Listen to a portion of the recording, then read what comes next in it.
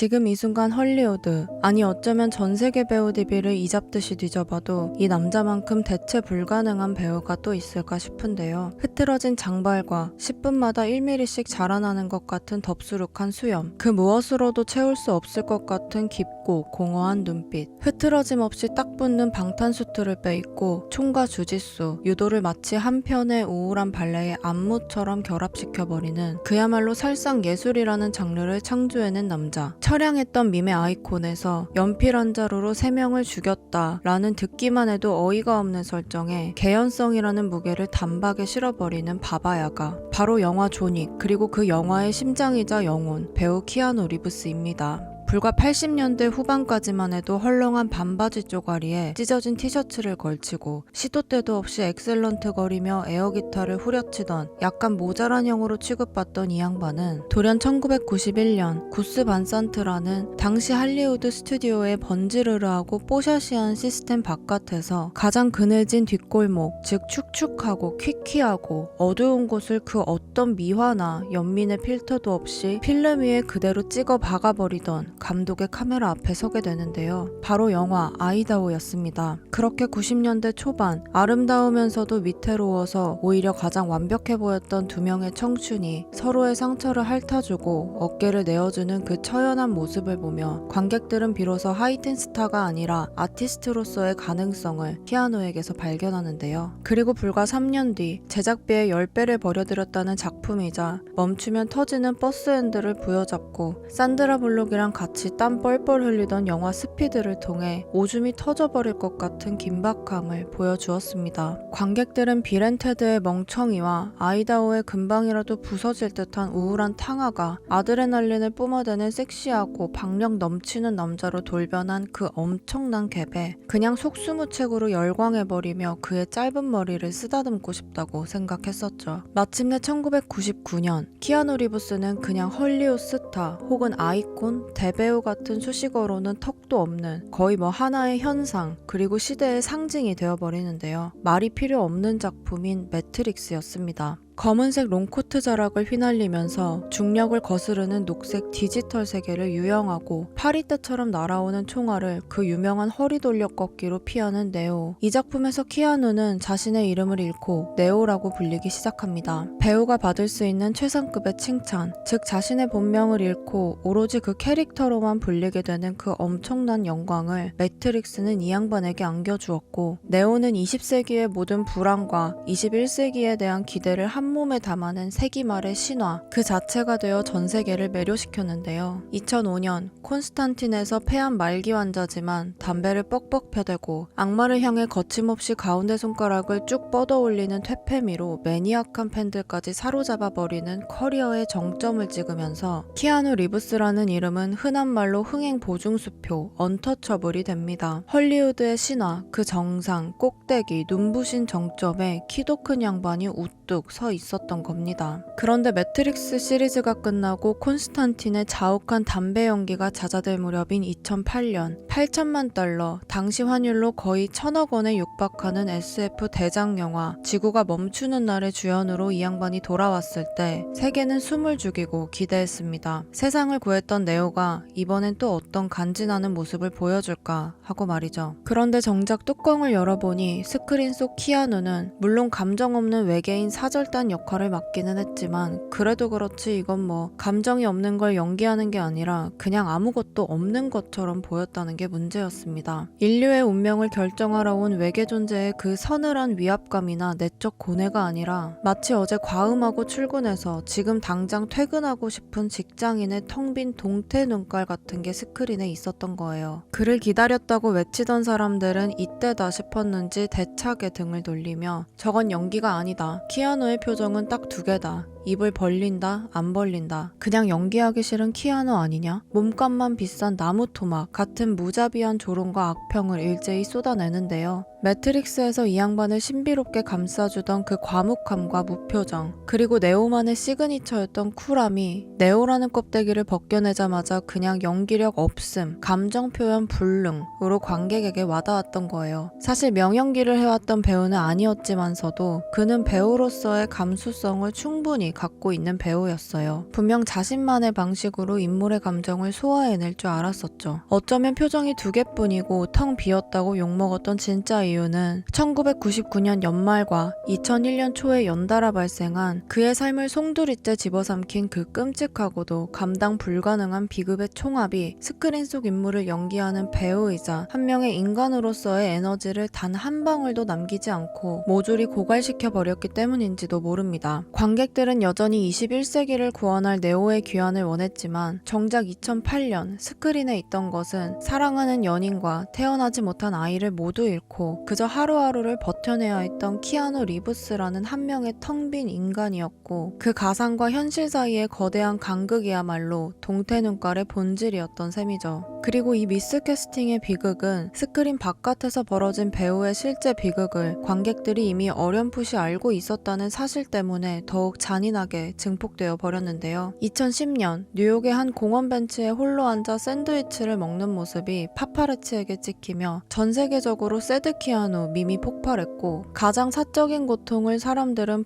불쌍하다라는 연민으로 포장하여 누구나 한 입씩 뜯어먹을 수 있는 전 지구적인 구경거리로 완벽히 소비시켜 버리는데요. 관객들은 초월적 존재의 위압감을 기대하며 극장에 앉았지만 정작 그들의 눈에 비친 것은 세상에서 가장 불행한 남자였고 사람들은 그의 캐릭터와 연기를 분석하는 대신 그의 삶을 재단하며 안주거리 삼은 겁니다. 저건 연기가 아니라 그냥 연기하기 싫은 키아누라는 가장 손쉬우면서도 잔인한 딱지를 붙여버린 거죠. 그렇게 계속해서 몰락하는 이 양반의 대서사시는 2013년 또 한 번 바닥을 뚫고 지하로 하강하는데 순수 제작비로만 1억 7,500만 달러, 여기에 전세계 배급 및 마케팅 비용을 모조리 합산한 총 예산 2억 2,500만 달러, 하나로 약 2,464억에 달하는 거의 중소국가의 1년치 국방 예산을 통째로 들이부은 영화 47론인이 말 그대로 재앙적인 흥행 참패를 기록하면서 몰락의 쐐기를 박아버린 겁니다. 발연기, 나무토막, 연기는 못하지만 불쌍하잖아 라는 조롱을 넘어 이제는 스튜디오의 재정 자체를 파산시켜버리는 흥행 독약이라는 낙인이 찍혀버린 50줄 배우에게 영화를 맡길 스튜디오는 아예 없었습니다. 바로 그 절망적인 순간 데릭 콜스타드라는 무명 시나리오 작가가 쓴 스콘이라는 제목의 각본이 헐리우드 제작사를 뱅뱅 맴돌고 있었는데 이 원한의 주인공은 이미 은퇴한 지 한참 지난 60대 혹은 70대의 노인킬러로 설정되어 있었으며 당시 제작사들은 막연히 나이 지긋하게 든 흰머리 배우를 찾고 있었죠. 내용인즉슨 죽은 아내가 마지막 선물로 남긴 비글 한 마리와 아끼던 1969년식 포드 머스탱 때문에 마피아 조직 전체를 피바다로 만들어버린다는 솔직히 말해 어이없고 그냥 들어도 재미도 없을 것 같은 복수극이었습니다. 하지만 키아누 리브스는 이 원고를 읽자마자 단전으로부터 끓어오르는 분노와 상실감에 즉각적으로 신음했고 이 영화는 자기 자신의 이야기임을 본능적으로 알아챕니다. 그리고 단 한순간도 망설이지 않고 이 작품을 연출해줄 감독에게 직접 전화를 거는데요. 다름 아닌 매트릭스에서 네오의 그림자처럼 움직이며 인간이 할 수 없어 보이는 와이어 액션과 총격전을 대신 소화했던 그의 스턴트 체드 스타일스키와 죽이고 죽여도 죽지 않던 스미스 요원의 스턴트 데이빗 리치였습니다. 두 명의 스턴트 출신 감독 지망생들은 각본을 읽고 우리는 이 남자의 복수극이 아니라 이 남자를 중심으로 한 아무도 본 적 없는 신화 같은 세계관을 만들고 싶다 라고 말하는데요. 그렇게 그들은 그리스 신화와 홍콩 느와르를 비벼대서 이 구역 안에서는 절대로 피를 흘려서는 안 되는 신성구역인 콘티넨탈 호텔, 오로지 그들만의 화폐인 금화, 그리고 절대적으로 지켜야 할 암살자의 룰을 창조해냅니다. 그리고 이 모든 지하 세계관의 한복판에 이것들을 재현해내야 하는 키아누 리브스가 있었는데요. 키아누는 존윅이 고통스럽고 힘겨워하는 모습, 그 의지와 강한 자기 통제 부분이 매력적이었다 라고 후에 밝혔는데 존윅을 연기하기 위해 이 양반은 매트릭스 시절의 우아하고 화려한 액션은 전부 쓰레기통에 처박아버리고 4개월간 하루 8시간씩 실제 특수부대원들과 함께 구르고 총을 쏘고 맞아가며 자신의 육체를 재조립하기 시작합니다. 그들이 원했던 것은 고통과 상실감에 찌든 한 남자가 오로지 마지막 마지막 남은 삶의 이유였던 강아지의 복수를 위해 자신의 몸을 가장 효율적이고 가장 무자비하며 가장 치명적인 살상도구로 활용하는 것이었습니다. 여기서 바로 존윅의 전부와도 같은 건프라는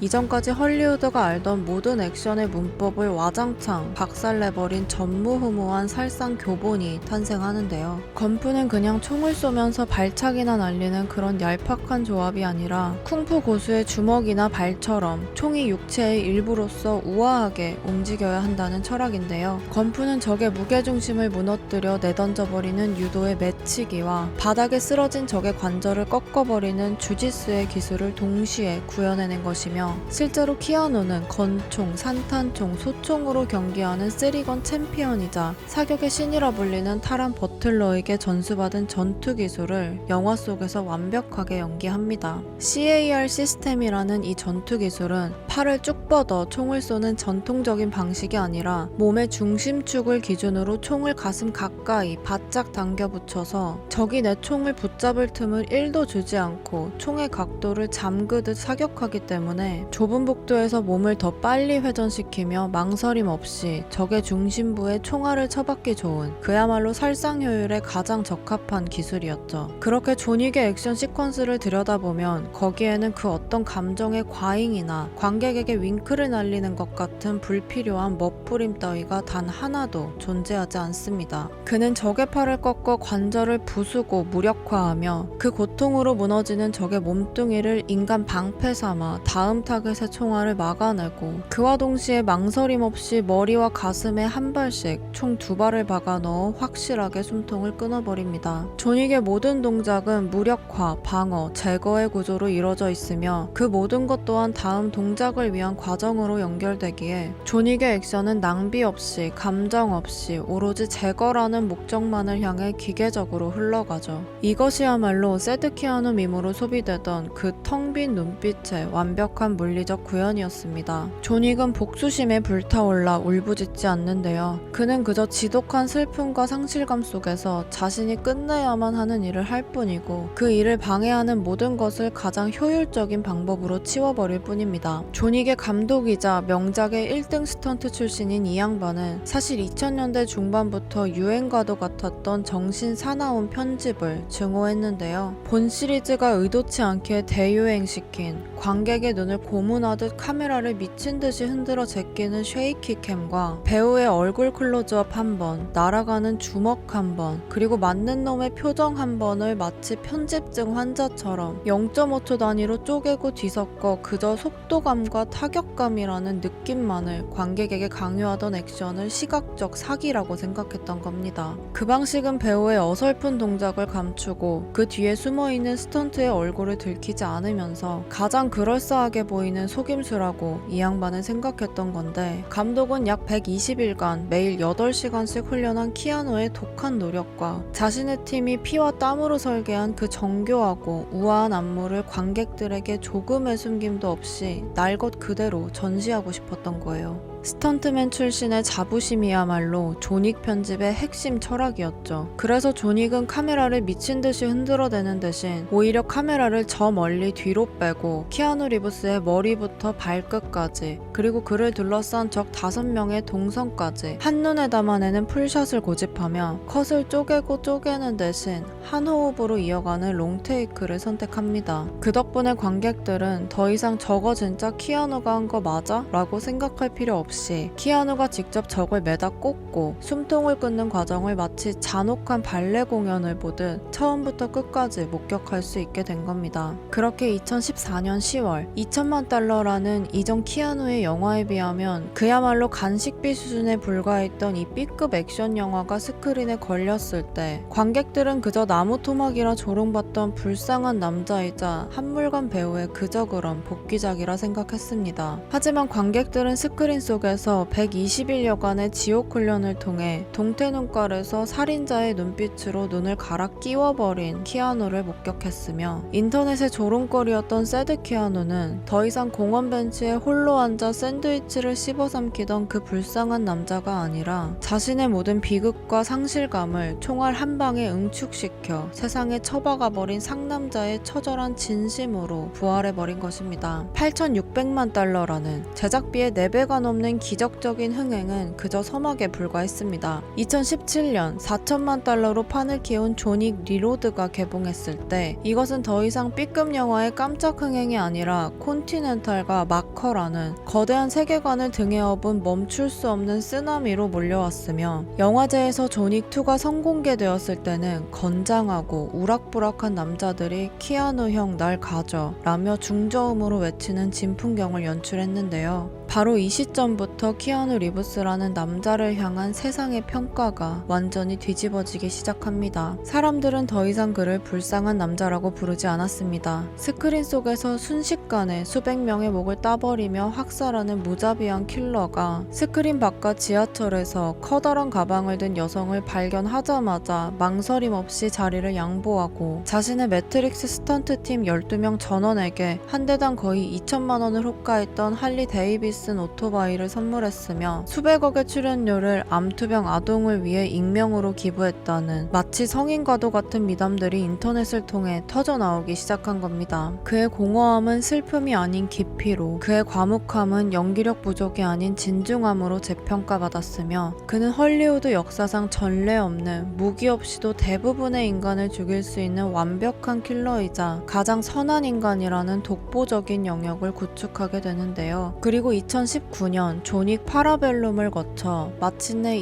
2023년 1억 달러의 제작비를 쏟아부은 존윅4가 전세계 박스오피스에서 4억 4천만 달러를 쓸어 담으며 존윅 시리즈는 도합 10억 달러, 하나로 약 1조 3천억 원을 벌어들입니다. 바로 그 순간 헐리우드와는 전혀 다른 세계, 어쩌면 헐리우드보다 더 거대한 세계가 그를 소환하는데요. 당시 전세계 게이머들이 거의 10년 가까이 기다려온 프로젝트, 그야말로 지구상에서 가장 기대치가 높았던 비디오 게임 사이버펑크 2077이었습니다. 그리고 그 예고편이 전세계 최초로 공개될 무렵 영상의 맨 마지막에 한 남자의 뒷모습이 나타나는데요. 그가 뒤를 돌아 우리와 얼굴을 마주하는 순간 스크린을 가득 채운 것은 다름 아닌 키아누 리브스의 얼굴을 완벽하게 복제한 게임 캐릭터였습니다. 관객들이 비명을 지르기도 전에 스크린이 검게 변하고 무대 위로 자욱한 안개가 깔리더니 키아누 리브스 본인이 안개를 뚫고 등판하는데요. 그 순간 한 관객이 무대를 향해 이렇게 외칩니다. 당신은 정말 멋져요 라고요. 그러자 키아누는 그 관객을 향해 한치의 망설임도 없이 똑같은 말을 합니다. 당신은 정말 멋져요 라고요. 이 외침은 헐리우드에서 외면받고 세계로부터 동정받던 한 남자가 존윅이라는 10여 년간의 여정을 통해 궁극적으로 무엇을 되찾았는지 보여주는 대목인데요. 그가 회복한 것은 흥행 보증수표와 같은 낡아빠진 명찰이 아니었습니다. 한때 동정하고 조롱하며 외면했던 바로 그 대중들의 신뢰였죠. 키아누는 네오의 영광을 재현하려 애쓰는 대신 자신의 공허함을 존윅이라는 완벽한 그릇에 쏟아부었고 눈빛이 아닌 육체로, 감정이 아닌 훈련으로 자신의 모든 것을 스크린 위에 전시함으로써 배우가 관객에게 보여줄 수 있는 가장 정직하고도 원초적인 방식으로 그 신뢰를 다시 쌓아 올린 것입니다. 존윅은 B급 시리즈를 넘어 당시 최고의 메이저 프랜차이즈인 미션 임파서블과 비견되기도 했는데요.